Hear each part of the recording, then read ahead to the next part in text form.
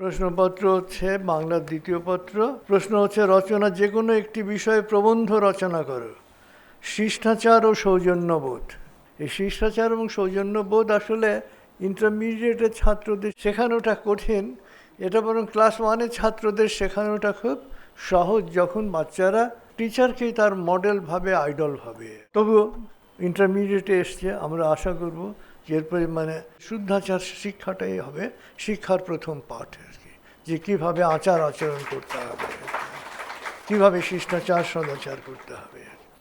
কারণ আমরা যদি ছোট বয়সে তাকে শুদ্ধাচারী করতে পারি, শিষ্টাচারী করতে পারি, সদাচারী করতে পারি, তাহলে এখনকার মা বাবাদের যে সমস্যা আর কি, এই সমস্যার 90% শেষ হয়ে যাবে।